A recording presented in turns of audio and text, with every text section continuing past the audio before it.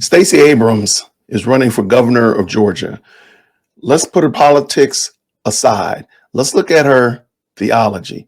I think that needs to be examined. So let's go. Shout out to Woke Preacher Clip for this fantastic example. Let's find out what Stacey Abrams is talking about. We live in a state that right now has decided to take cruelty to a new level. Oh, okay. So cruelty is being elevated to a new level. Okay, let's find out. So clearly, here in Georgia, we're allowing people to kick puppies. We're allowing people to park in handicap spots that are handicapped. We're doing cruel stuff. Cruel stuff. Let's find out what she's talking about. I am the daughter of two pastors. I have a How's that work? The daughter of two pastors. How's that work? strong moral core. I was trained to read a strong moral core. Wait, I got to back that up. She's the daughter of two pastors. She's trained and has a strong moral core. I am the daughter of two pastors. I have a strong moral core. I was trained to read and understand the Bible, and I will tell you this.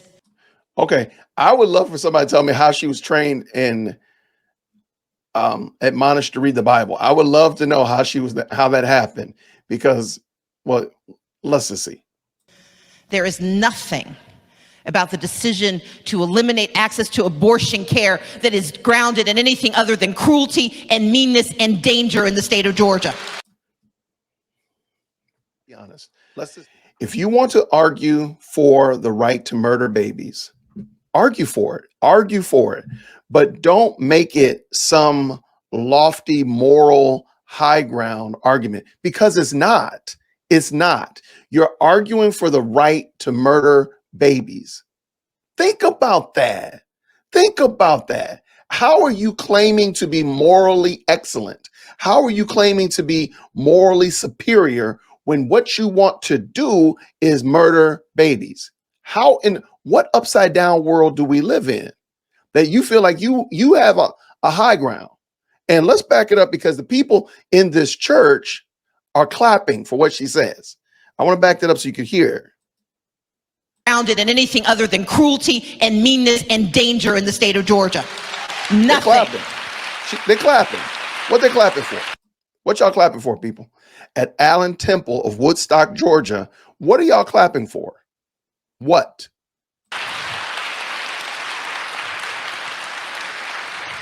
Abortion care is a medical issue. Abortion care is a medical issue. Listen to even how they frame it. Abortion care. What is that? What is abortion care? Murder care? How does that work? There's no other situation that you would say, theft savings. Like, I can't imagine, like, carjack payments. Like, how does that work? This is like the biggest oxymoron I've ever heard. Abortion care. How? Wow. It is a medical decision, and in the state of Georgia, it's a medical decision to kill a baby. Just call it what it is, Stacey.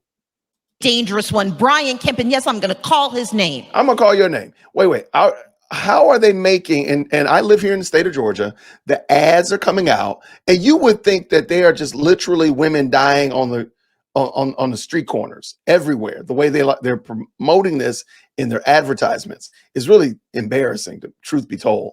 But you would think that women are literally dying on the street because they can't abort their babies. Like that's wicked. That's evil. I'm sorry. There's no other way around it. No other way to parse it. I understand you are the daughter of two pastors, which I still don't know how that works. But guess what? It's still evil. Is a hard right religious extremist who has decided that he knows better than any woman about her body, and has decided to make women second-class citizens in the state of Georgia in the year of our Lord 2022. I don't know who her Lord is, so I don't know what 2022 she's referring to, because the Lord that she claims, the Lord that is the Lord over 2022, would not have been saying that and does not support that, and these people are still clapping about it. But let's just go back as well. Let's just say at this point in the game, if you still believe this type of trope, this type of narrative that women are second-class citizens, then, sir, ma'am, you need to re-examine what you're listening to. That is not true by any means or measures. Your governor is saying, Y'all can't kill babies wholesale. That's what he said. Like, y'all just can't have unfettered, unrestrained murder of babies. That's just probably not a good look for a civilized society. I don't think anything's wrong with that. But let's go, Stacey.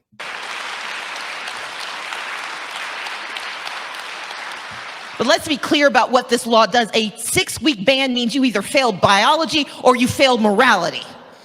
I think that is absolutely, unequivocally adorable. The way that they posture themselves as morally superior is just amazing. The cognitive dissonance that she has to have to say that you fail biology, you fail morality, while she's standing in a church promoting the murder of babies. I don't know how this even works. How does that even work? I think it's adorable that she would say something like that and position herself as if she has the high ground when she truly does not. Because it is before most women know they're pregnant. And as I just told you, 82 counties don't have an OBGYN, which means by the time you get an appointment and find transportation and get in to see someone, it is already too late to get the help that you need in most of Georgia. What's the help that they need? Because of that women who are at risk for a miscarriage. I'm sorry. And you hear this a lot. You hear a lot of these people tout these horrible statistics, I don't believe they believe this. I really don't. I'm sorry. I don't even believe Stacey Abrams believes it. She says it. She's saying it out of her mouth, but I don't think she believes it. I just don't believe that she believes this. I don't think that. She wants to win the election, the gubernatorial election for sure. But I don't believe she believes that women are not able to abort their babies, murder their babies at will. I don't think she believes that. I just don't. There's nothing that shows that. Again, I don't believe she believes it. I've just said enough. Carriage or for ectopic pregnancies or for preeclampsia will be denied medical care until their lives are in danger. That's not true. That's not true. It's just not. You can say it till the cows come home. But please keep in mind, the vast, overwhelming majority of abortions are not because of some medical reason. It's because of convenience. And this is not hyperbole. Oh, in the state of Texas, who has the exact same laws, they've already investigated women for miscarriages because under the law and under science, that's technically called a spontaneous abortion. I don't think she believes that. I don't think she actually believes what she just said. I'm sorry.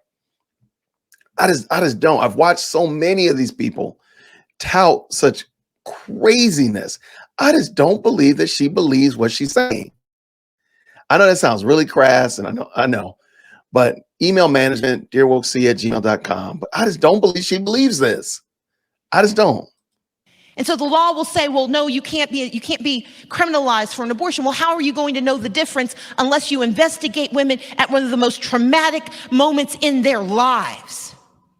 Under this law, an ectopic pregnancy may be forced to rupture before you can get medical care. And again, this isn't hyperbole. It just happened in Texas where a doctor told a woman she had to be hemorrhaging before he could provide service. A doctor said to a woman that she had to be hemorrhaging before he could provide service. It's very possible. It's extremely possible maybe that exact situation happened. Maybe it did. Maybe it didn't. But we're talking about one out of hundreds of thousands that are done in a month. Really, Stacey? Come on. And those are the very same laws that we have in the state of Georgia, only we have fewer doctors and fewer nurses and fewer hospitals and fewer opportunities. It is now lethal to be a woman in the state of Georgia. It's lethal to be a woman in the state of Georgia. Really? Really? This is the foolishness that gets passed off as high thought. It's lethal to be a woman in the state of Georgia. But if a man is that wrong, it's going to take a woman to make it right. That's why I intend to be the next governor of the great state of Georgia. This is a church that's talking to this. That was Stacey Abrams' campaign stump speech at a church promoting abortion. You elect me, I will murder more babies. That's what she said. That's what she said. I just put it in Jason E's. elect me and I will murder more babies. If that's what your church is supporting, if that's what your church is about, then so be it. However, I wouldn't want to have to answer to God for that. There's no way. Think that you have the moral high ground, to think that you have the moral upstanding position, and you're so far off, it don't make sense. If you're in a state that has started to restrict abortion, pray for your leaders, pray for your governors and your legislatures and your state legislatures, but pray also for your society and your community, because at the end of the day, it's a decision between a man and a woman to engage in sexual activity that brings all of this about.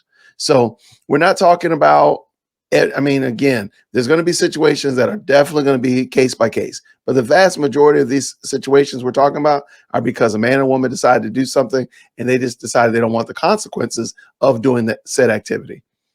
Pray for your people. Pray for your people in your church. Pray for Allen Temple AME in Woodstock, Georgia, because they need help. They need Christ. If they were celebrating what Stacey Abrams was speaking about, they need Christ. They do. Pray for Stacey Abrams. She needs it as well. Pray for Brian Kemp. I mean, he took a bold stand here in the state of Georgia. The election is coming up soon.